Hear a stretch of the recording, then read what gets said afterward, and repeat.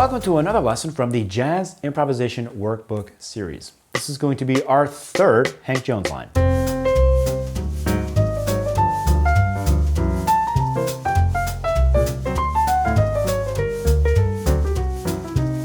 Today we're going to focus on two more key elements used by Hank Jones in his solos: enclosures and bebop scales. In our previous lesson, we looked at seesaw arpeggios, but today is more about chromaticism and straight up lines. As always, let's look at the harmonic concepts used by Hank Jones. Remember, these are simple reharms that Hank creates on the fly based on the current chord progression. In today's line, we once again see the use of the sub-5, but this time, the A-flat-7 completely replaces the D7 in measure 2. Also in measures 4 and 8, the tritone sub of C7, F#7, is introduced before resolving to the original C7 in the progression. Another cool reharmonization occurs in measures 5 and 6. Hank Jones not only interpolates the related 2 of D7, A minor 7, but also targets this A minor 7 with its sub-5, B-flat-7. What makes this reharm unique is that the A minor 7 is effectively hidden. He skips over it entirely, moving directly from B-flat-7 to D7. He also applies a similar concept in measures 7 and 8. The original chord progression is G minor 7 to C7. But you can always interpolate a related 2 before any dominant chord. So C7 turns into G minor 7 to C7. And now you can target this G minor 7 with its 5 chord D7.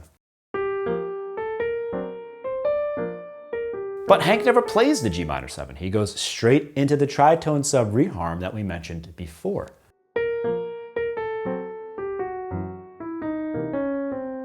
In the next video, we will explore a fully developed version of these reharmonizations, confirming that this was the initial sketch of his ideas. Now, let's talk about the left hand comping. All of the previous characteristics of the voicings and rhythms are preserved in this line. However, in this line, there's a classic Hank Jones comping pattern in measures 2 and 3. This pattern features consistent downbeats with accents on beats 2 and 4, adding a strong swing feel. And the 2-note voicings with the root and the 7th are great for this comping style. Also in measures 7 and 8, the comping rhythms are placed to fill in the spaces left by the line on the right hand, providing a more defined grid. Finally, what techniques is Hank using in this line? This line highlights two key techniques: the chromatic trapping enclosure and descending bebop lines.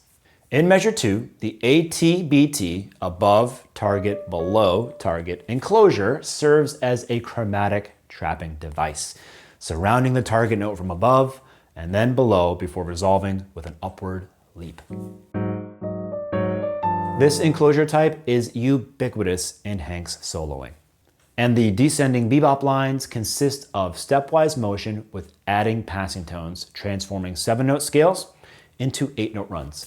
Remember that the goal is to complete the runs to match the meter by creating a smooth and harmonically grounded line. However, passing tones are not always necessary. Their use depends on the starting note and the number of notes in the scale. Measures 5 through 8 feature descending lines, but only in measure 6 is a passing tone, D-flat, required to ensure that we complete the measure and target the third of G minor 7 on the downbeat of the next measure.